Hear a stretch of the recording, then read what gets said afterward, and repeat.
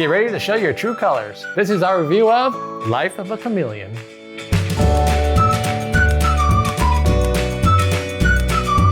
Life of a Chameleon is a set collection area movement game about collecting the right amount of bugs to fulfill your objective cards.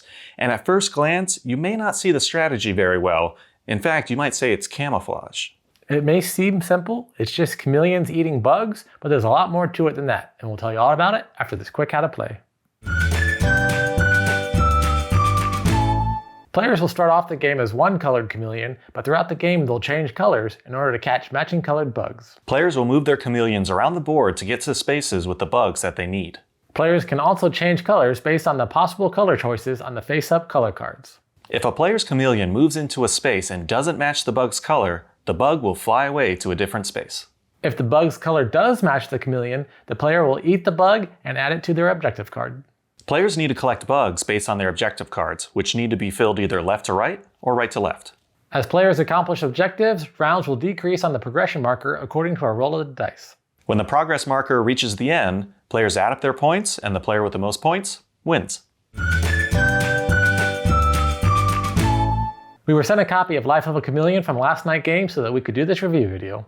If you'd like to find out more information about the game or buy a copy of the game, check out our link in the description below. So we know what you're thinking. Probably the same thing we were thinking when we looked at this game originally. It looks kind of simple. However, it's very colorful, so that drew us in and we're like, oh, looks kind of simple. We'll be interested in it. Let's see how it goes. However, when you get it to the table, there's a lot of thinking that goes on. Yes, what you're actually doing is simple. You're either moving your chameleon, changing your chameleon's color, moving a snake, or waiting for bugs, which means adding more bugs to the board. However, how you move around, when you strategically change your color to get the bugs or to be on the same spot as a snake, how you do all those things can be really complicated. Not complicated in the sense that kids can't play this game, because they definitely can, but complicated in the sense that if you want to really master this game, there's a lot more thinking that has to happen. Several moves in advance thinking that needs to happen as well too. You can't just be like, I'm gonna do this. You need to be doing that and then planning future moves. When we first open it up, you see all the pieces and the color and everything. It looks just like a simple set collection game of just moving chameleons around. But then I noticed, like when we first unboxed and we saw the Mensa Select logo right there, I was like, oh, Mensa, there must be a higher, there must be something higher to this, a higher level that gets unlocked once you play the game. Yeah, we can play it and say, hey, collect these bugs. They're, simple, just silhouettes, but in different colors of like a dragonfly, a fly, etc. And you're a chameleon, just catch them and then get some points. However, like Kenny was saying, you can just plan moves ahead. Like, I'm going to change the color here. This is the color that's available. And even just, almost kind of resource management too, of trying to like, okay, I'll get that and then this and I'll cover this and then I'll start this. Very hard to see in the very beginning, like I said. There's a good variety of different colors to the chameleon, so that really adds to the possibilities of, I gotta switch to this color, but then I gotta switch back to this color, but this one's double color, so I can go on either or. So there's a lot of things that you have to think about while you're playing just to get the bugs. On top of that, you have to get your bugs in left to right, but you can only hold a certain amount of bugs in your stash before you put them on your card. So you have to think, okay, I need blue, green, orange, and yellow, or yellow, orange, green, and blue, kind of in that order. Not necessarily, you don't have to do it. Like, you don't have to get them in that order. You can hang on to them and then get them when you get them.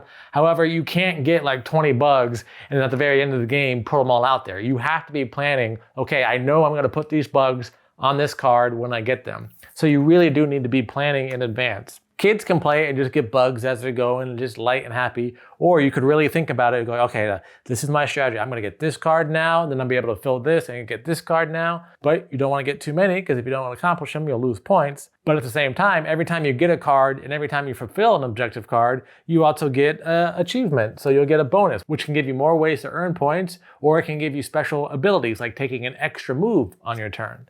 So there is really a lot to this game. The obvious move would just be, all right, change my color, get the bug. However, you get 3 moves, so you can move, force the fly to kind of move somewhere else, then change your color and then get 2 flies. And you may also end up kind of helping other people reach objectives too if you're just trying to do your own objective. One thing to keep in mind, especially if people have all these cards just kind of sitting right there, you're like, I need to do what I need to do, and I hope they don't they don't also meet their goals from me doing this. There's a lot about this game that I enjoy, however, it has a couple of nitpicky things that I'm not a huge fan of, mainly the dice. It's not so much about rolling the dice, it's how they're implemented in this game. So when you complete your objective card, you're gonna roll one of the four-sided dice. It can either be a 1, 2, 3, or 4, and that'll move the progression marker up, which determines where you're at in the game. So it's not during the rounds, it's when you complete an objective goal. So you have to roll it, and then it can either move really quickly